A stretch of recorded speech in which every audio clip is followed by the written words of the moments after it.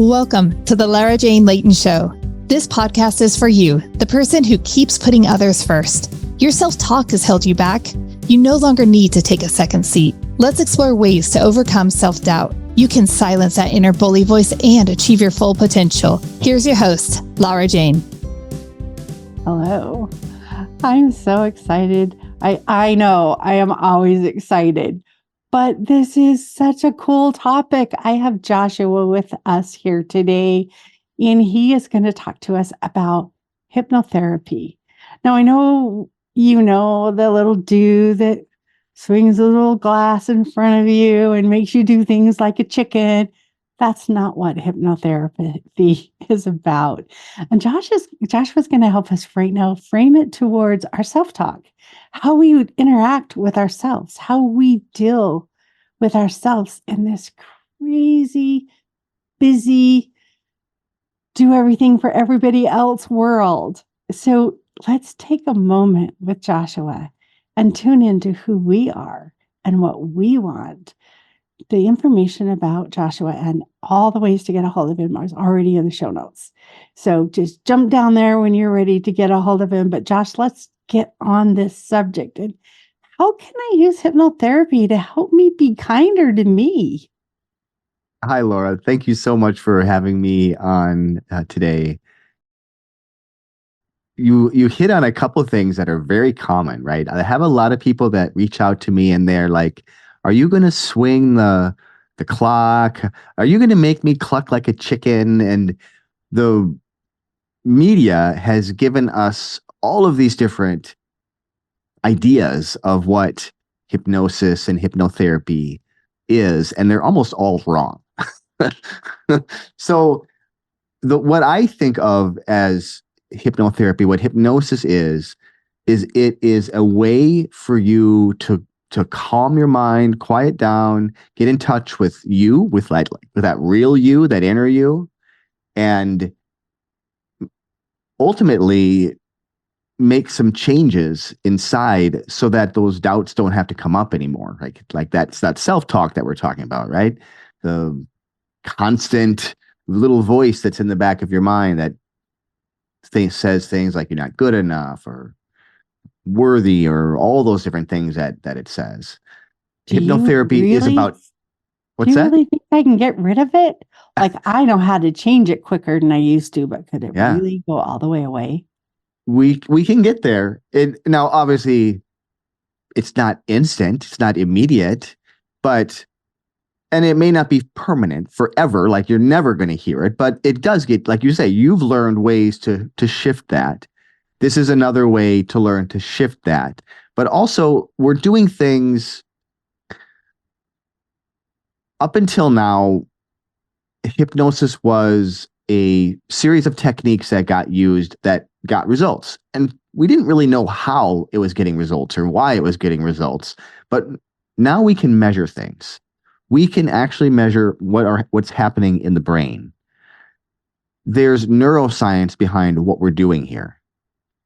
We are, at its core, we are activating a problem pathway. So by pathway, I mean a recurring thought, a recurring pattern of thinking, of belief. We create pathways through our whole life, all the time. Usually when we're pretty young, we create these pathways. So think of anxiety as an example. Somebody who's struggling with anxiety is in a situation that feels kind of uncomfortable. And so anxiety comes up. That gets them out of the situation, and now they don't have to feel uncomfortable anymore.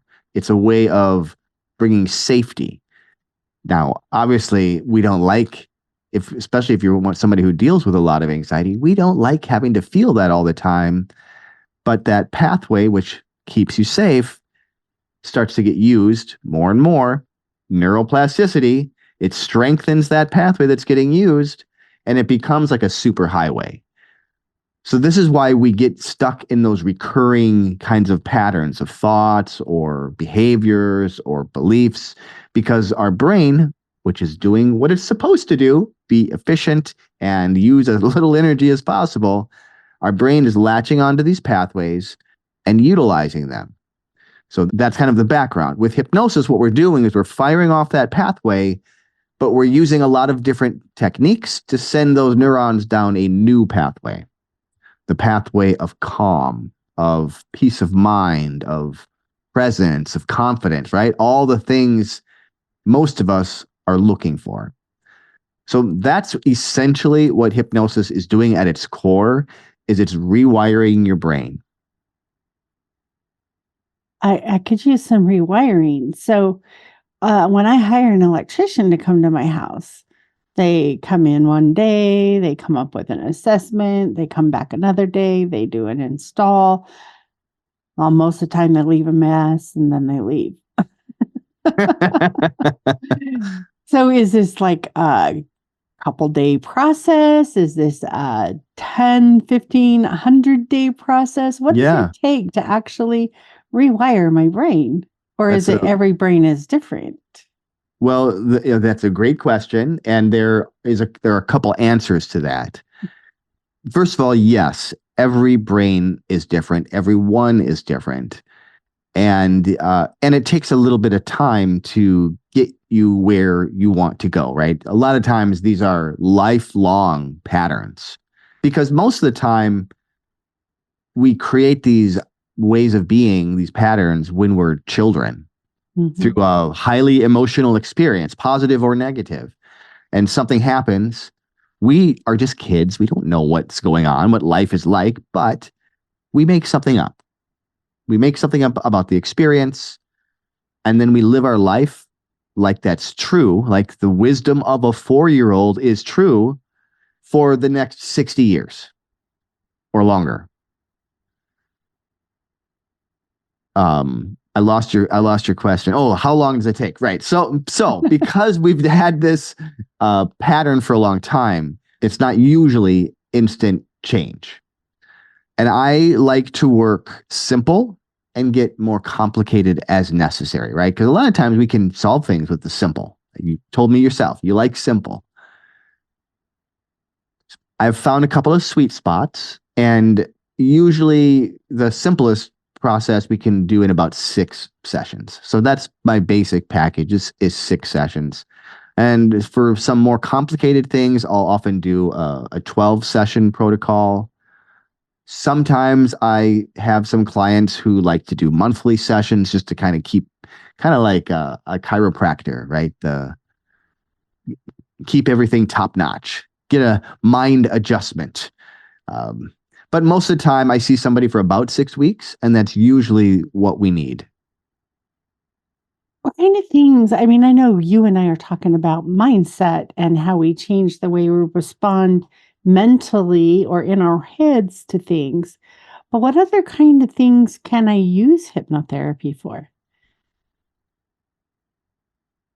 Hypnotherapy can be used to change how you show up in the world. So like how you are being in the world. It can help you find motivation. It can help you stop procrastinating, which all these things are mindset stuff. Help you find that internal confidence that you're looking for. Feel more secure in relationships. Show up as a partner the way that you want to. Show up at work the way that you want to as a leader, right?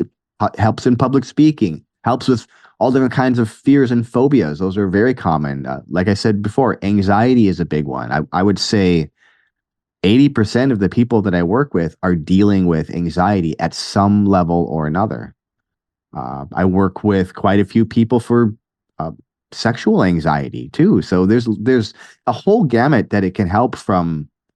I think of it in 3 categories: business, so career or business, relationships, and in your health. Those are the 3 main ways that I find hypnotherapy tends to work.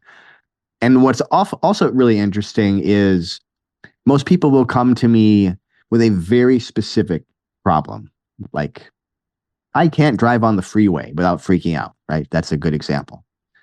And we start doing this work. What we start to learn is this anxiety that shows up on the freeway, it's also showing up in their marriage. It's also showing up when they're interacting with their clients or maybe their employees. And so when we're starting to work over here in this one area, we are actually helping you show up in the way that you want to in all the areas of your life. How much of the background do you need to know? Like, do I have to say, oh, Joshua, I am so tired of wanting to put my head back under the covers when it's time to get up to go to work? Do I need to know why? Is it my exhaustion? Is it, or can it just be that motivation to get out of bed and start another beautiful day? I think what you're asking me is, do we need to know the why that we're not doing the thing, or maybe the why that we are doing the thing? Yeah. We don't always need to know the why. A lot of times it comes up, but like, for instance, like if that was something that you had brought to me, I would ask you to describe what happened the last time you experienced that. And I'm asking you that because I want to get those neurons activated, right? We talked about how the process works. So just by speaking about the last time you experienced this, it's going to activate those neurons. Now, the reason I say I don't need to necessarily know the why is because you might have a pattern of feeling overwhelmed that's based on something that happened to you when you were a kid, for an example. And you might not know, you might not have tied those two things together, and we don't have to.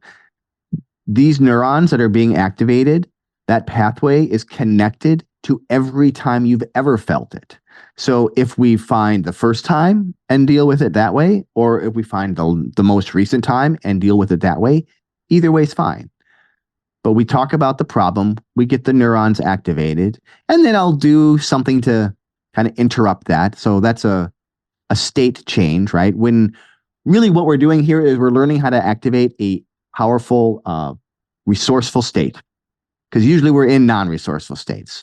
So we'll interrupt that non-resourceful state by, I don't know, what'd you have for breakfast today, Laura? Eggs. Well, that's a good healthy breakfast. And what's your father's maiden name? He doesn't have one. Of course, because men don't have maiden names. We interrupt the pattern, right? We do something to kind of interrupt. And then I'll ask you, how would you like things to be different? So how would you like things to be different, Laura? I don't know. Sometimes I feel too busy and sometimes I'm not busy enough. How do I get a consistent amount of crap hitting me at the same time instead of sometimes too much and sometimes none at all? Yeah. And we can't control what happens outside of you. We can only control how you respond to something. So knowing that, how would you rather be responding to things? I guess when too much is coming at me, I would like to find a healthy way of putting some of it on the back burner so I can take care of the highest priority ones first. Yeah. So just kind of focusing on what's important, taking the priority one. And, we're not going to go into it here, but what I would do if we were working together is I would help you find a moment in your life when you were doing that. We'll find out what that feels like. How you notice what you feel in your body as you're going through that kind of thing. And what we're doing as we're doing all this is we're building up the positive neurons, this pathway that you want, right? We get that really powerful, and then we're going to remap that on the old path. This is rewiring the brain. This is how then the next morning you wake up and you're like, all right, let's go crush this day. Whatever comes at me, I can handle it because I know I'm going to just step by step do the important thing first. And that's all that matters, is getting those important things done. I like it. I think that's a doable thing. Because sometimes I don't know where my resistance comes from. I know I just don't want to resist.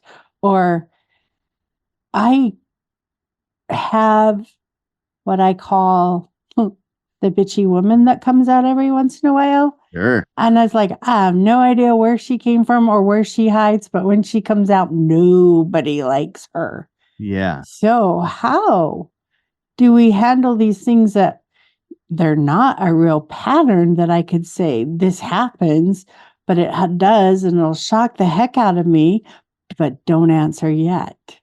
We're going to take a quick break. We're going to get a word from our sponsor.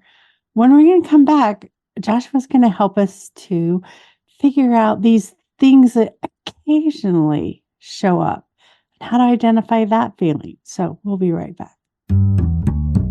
This podcast is sponsored by Lara Jane Coaching. You know you're ready to silence your inner bully voice. Let Lara Jane support you with coaching. To schedule an introduction call, go to larajanelayton.com. All right, Joshua. How, for me, how do I figure out what triggers this bitchy woman that sometimes I always don't like her either. Right. She's Right. there. And she seems to come up out of nowhere is what I understand, correct? Yes. This is pretty common. And the reason that I say that is when we are experiencing a pattern like what you're talking about, it seems in our mind to happen instantly. And yet, if we can slow it down a little bit, we can actually find out what's really going on here. So, like if I was working with somebody like what you just described, who's kind of the bitchy woman that comes out, we'd find the last time that happened, and then we'd slow it down and go from before it happened, and like what's happens next, what happens next, what are the things that happened, until we figure out what was the trigger for you. Because there's always a trigger of some sort. Sometimes it's subtle, but there's always a trigger of some sort that brings it out. And then we'll know, okay, this is the thing, this is what happens to bring it out. But the other thing we could say is this bitchy woman part is a part of you, right? Because she comes out of you, so she's a part of you. And likely there's something that she's trying to get for you. The frame that I like to use is it has to do with self-sabotage, right? That's kind of a form of self-sabotage, I imagine.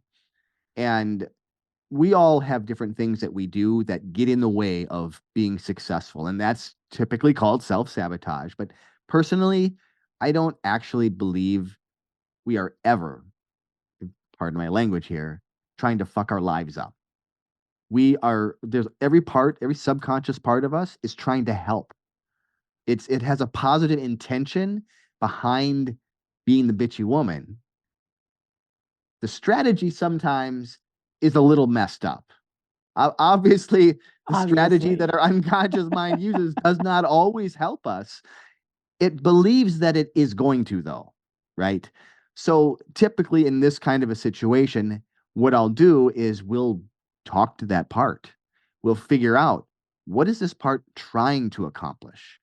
Are there some other ways to get the results that you want that are healthy and positive? And then we get all those different parts to work together now. Instead of like this, it's like this. That sounds peaceful. Though It really can be. And it is possible. So how did you learn that this works? I mean, you had to have experienced it somehow before you said, "Oh, I want to help other people do this too." Yeah, for sure. And I've had experience with hypnosis for a long time. My first experience was in middle school. I think I was about 13, and I found a book on self-hypnosis in my school library. Taught me some simple things. One of them called progressive muscle relaxation. It's where you relax your body one muscle at a time, either starting at the top and working down, or starting at the bottom and working up. This is a great way. That's a great way to help people fall asleep. Like if you have any trouble sleeping, try a progressive muscle relaxation. It will help you fall asleep. And I used it to stay calm, to fall asleep, to do better at tests, and kind of forgot about it. Going through my life, I'm making choices by not making choices. That was my method of making decisions, was just letting life happen to me. And at about the age of 35, I found myself in a marriage that was a bad fit, working at a job that is eating away at my soul, uh, living in a town I never wanted to live in. It's where I grew up, and I wanted to get away from there, but I ended up there for 20 years and living in a house I didn't want. I call it the house of broken dreams. Mhm. All of this stuff was going on, and I I was at rock bottom, and I realized something has to change. Like I'm very unhappy. The moment was I'm coming to my senses, having just destroyed a wicker laundry basket out of anger, when my wife shared with me there that our marriage was most likely at an end here. And I just knew things couldn't go on. My I talked to my sister. She said, "Go do this seminar." And so I went and did a seminar, and it gave me an insight out of that seminar. And the insight was there is no inherent meaning to anything in this life except the meaning that we choose to give to things. Right? I knew that mentally in my mind, but that hearing it in that moment, it really impacted me, and it made me realize, wait a second. I don't have to be a victim here. I don't have to just let life happen to me. I can be actively making choices here as well. And so I started making choices. I found a job that aligned with my values, close and was close to my home so I could be with my kids more. I filed for divorce. It was time to end that thing. I quit smoking. I started making changes, one little thing at a time. And over about 10 years, I climbed out of this pit that I had dug for myself, and I was ready to see what else I could do. And so this whole time I'm living in a small town in Wisconsin. Uh, I wanted to move to a city. I wanted to move to the Twin Cities where I am now. But my kids, I have 5 kids, and my kids I had one child just going into high school and another one who was 2 years out from graduating, and they didn't want to come with me. I was pretty attached to being a dad. Being dad is very important to me, and being there for them was very important to me. And I had a lot of fear about making this move, but this move was also really important to me. So there's all this conflict. Found a hypnotist, a local hypnotist, and she helped me get clarity on why I was doing this and on the fact that even if I do move, it doesn't mean I'm abandoning them. It doesn't mean I can't continue to have a relationship with them. And it helped so much that I thought, wow, this is powerful. If I could help other people get unstuck faster than the 10 years that it took me to get unstuck, and I could make a living doing that, what was a more empowering way to live? I couldn't even imagine another empowering way. And so I found a mentor. I did the training. I started working with clients, with friends and relatives, and anybody who would sit down with me. And after about a year and a half of practice, I started my business.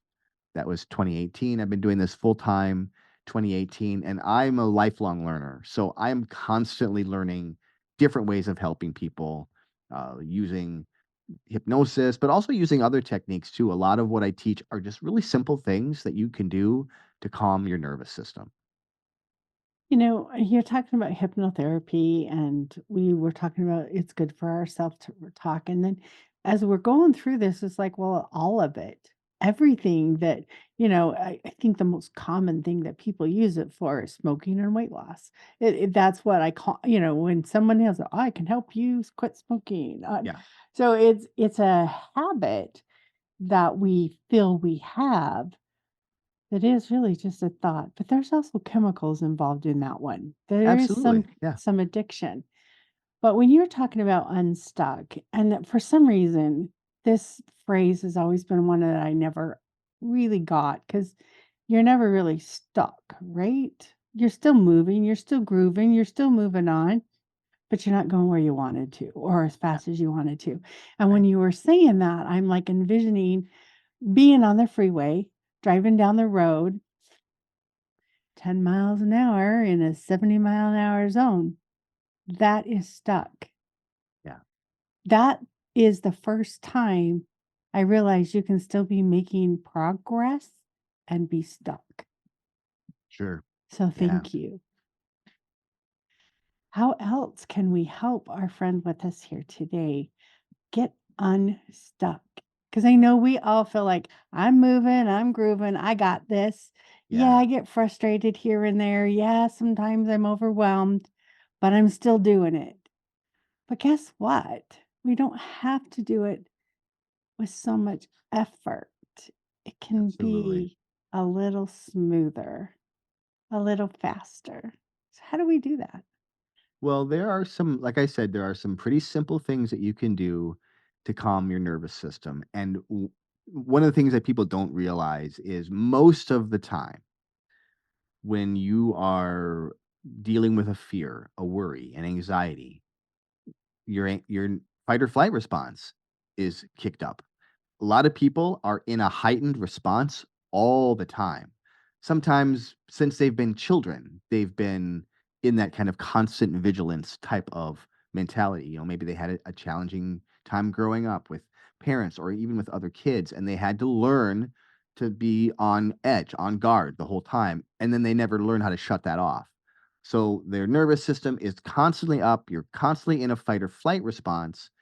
This can lead to stress, to anxiety, to gut issues, to health issues, to immune system challenges. Like it can lead to a lot of things if you're always high up on your nervous system. So the best thing that you can learn is to calm your nervous system. So I'm going to teach you a simple process. This is one of the tools that I will teach my clients. I'm going to teach you and you this process. Oh, It's called a we're ready. it's great. So this is called a 4-7-8 breath. Okay. You've probably done some different kind of breath styles before. Box breathing is equal breath, so it's usually like a 4 or 5 count. Inhale, hold, exhale, hold. That's why it's a box breath. Uh, this is a little different. It's a 4 count inhale, a 7 count hold, and then an 8 count exhale. It's kind of a deep, quick inhale, and then a hold and a long exhale. Yeah. And then just like that. And I then you did do it. that, you do it 4 so and then the practice is to do it 4 times. Okay. So let's just do that right now. We'll do it 4 times together. Are you going I'll to give count us? I'll you go ahead and do it at your Because own you count. can do this while you're driving. You So, absolutely can do this while you're driving. The thing is, the count doesn't matter so much as long as it's consistent across the whole time. And everyone's a little bit different. So, you may breathe slower or faster than I do. So I always tell people do it at whatever speed feels right for you. And if you find yourself running out of breath while you try it, just speed it up a little bit. It's okay. Like you're really not going to do this wrong. So go ahead and do the 4 count in, all right. 7 count I whole, 8 I count want out. to count it. So, but I won't count it. I will just do Just it. do your best, All Laura. right. I believe in you. All right. 4 times. Yep. So you're breathing in through the nose and then you're holding for 7, out for 8. And there's a couple of best practices that I'll share while you're doing that. One of them is best practice is breathe in the nose, out the mouth.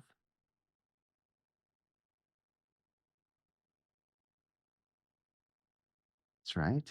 And another best practice, if it's comfortable, it's let the tongue kind of float up to touch the top of the mouth, just the tip of the tongue, just behind your front teeth. That's right.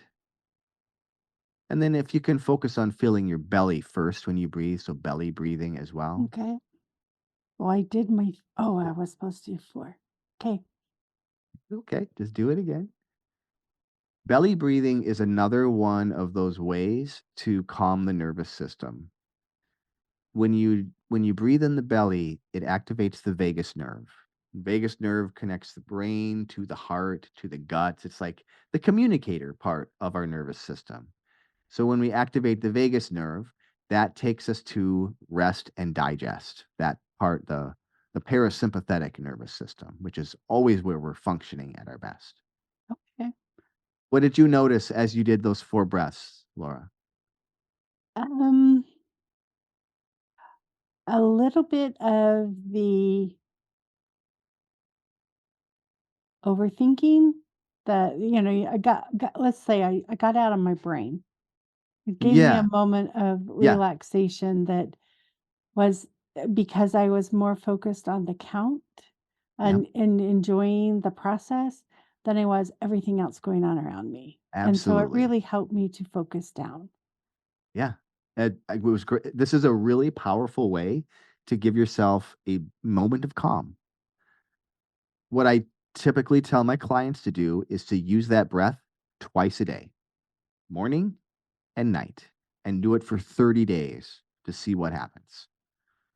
Over what you're going to do is you're going to learn, you're going to teach your body how to breathe like that. And then it'll happen when you need it other times too. But you'll have these 2 moments of calm in your day at the very least. 2 moments of calm's better than what you would have had without it, right? And it'll So, literally take you 2 minutes a day to do that because and it doesn't take much time at all.